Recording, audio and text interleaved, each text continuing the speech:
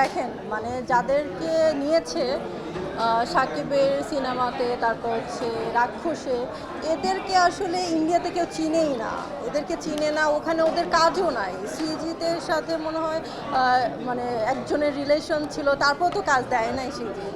So সেইখানে Bangladeshi director আর প্রডিউসাররা কেন ওখানকার কেউ চিনে না, মডেলিংও মনে হয় ঠিক মতো করে না। সো তাদেরকে নিয়ে কেন কাজ করে, এটা তো আসলে কিছু বলার নাই আসলে। কারণ এইরকম তো মানে ফ্লপেই তো হচ্ছে, এমন না যে নায়িকা অনেক অ্যাট্রাকটিভ আসতেছে বা এই সেই, ভালো কেউ তো পাচ্ছে না। সো বাংলাদেশ থেকে নিলে ওদের প্রবলেমটা কি?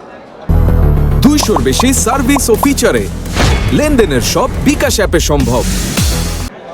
দেশের বাহিরের মডেল বাংলাদেশে আসলে সে নায়িকা হয়ে যায়। হ্যাঁ হ্যাঁ হ্যাঁ বাংলাদেশের মডেল আপনার কথা যদি আমি বলি, আপনি আপনাকে অনেক people approach করলো, আমার থেকে আপনি মানে আপনাকে যদি কোনো সিনেমায় নেওয়া হয়, আপনি আপনার নিজের অভিজ্ঞতা দিয়ে কাজ করুন এবং সেই সাথে এই প্রসঙ্গে যে কথাটা বলছিলেন, আমি তো মনে করবো আমি যদি বাংলাদেশের সাকিবের সাথে কাজ করি, সাকিব খানের নায়িকা হয়ে থাকি, তাহলে তো মনে করবো যে সেই সিনেমা উড়ে যাবে।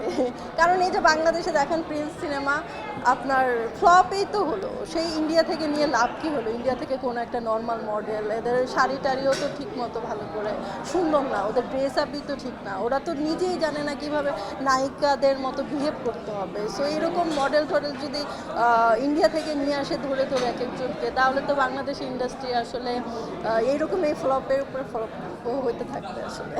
কমেন্ট দেখেছেন কিনা আমি জানি না, অনেকেই কমেন্ট করতেছিল যে ইন্ডিয়ান নায়িকাদের থেকে আমাদের দেশের নারী একটু অনেক এই কমেন্টগুলো যখন এটা আসলে মানে সিনেমা বলেন বা যে কোনো কাজে আসলে একটা লিঙ্ক আপের ব্যাপার থাকে বাংলাদেশে।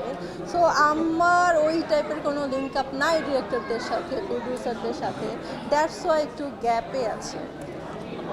কিছুদিন আগে বলছিলেন যে একটি সিনেমার কাজ আপনার আসতে যাচ্ছে, এরকম কোনো প্রিপারেশন হচ্ছে কিনা বা এটা আর কিছুদিন পর আবার শুটিং হবে। আর হচ্ছে আমি নাটকও করছি ঈদের জন্য। সো আমার নাটকও দেখতে পাবো। অনেক সময় আপনার যে ডান্সের ভিডিওগুলো অনেক ট্রেন্ডিংয়ে থাকে এবং অনেক প্রশংসা আসলে পায়, তখন যদি সিনেমাতে ডান্স করার কী বলে যে প্রপোজাল আপনার কাছে আসে, আচ্ছা, বাংলাদেশে দেখেন ডিরেক্টররা কি করছে, বাইরের দেশ থেকে নিয়ে আসছে আইটেম সং করার জন্য বলেন বা যে কোনো ভালো ভালো ড্যান্স কাভারের জন্য। সো এটা আপনারা কি বলবেন? আমাদের বাংলাদেশে কি সুন্দর সুন্দর কোনো মেয়ে নাই? কেউ কি নাচতে পারবে না? সো এটা কেন নিয়ে আসে? আর ওরা মনে করেছিল টক্সিকের মতো করবে, মানে উড়ে যাবে বা এই সেই, আসলে তো কিছুই হয় নাই। খুবই বাজে লাগছে দেখতে। সিয়ামের সাথে যেই একজন আইটেম সং করেছে, সব মিলিয়ে বলবো যে ওদের মানে যেই রকম মেন্টালিটি প্রিপারেশন ছিল ওইরকম আসলে হয় নাই। তো এরকম যদি হয় তাহলে বাংলাদেশের সিনেমা আসলে ধ্বংসের পথে চলে যাবে। এরকম যদি বাইরে থেকে যারা চিনে না মডেলগুলা, ওদেরকে ধরে ধরে বাংলাদেশের নায়িকা বানাই দিচ্ছে, এগুলো আসলে বিচার হওয়া উচিত।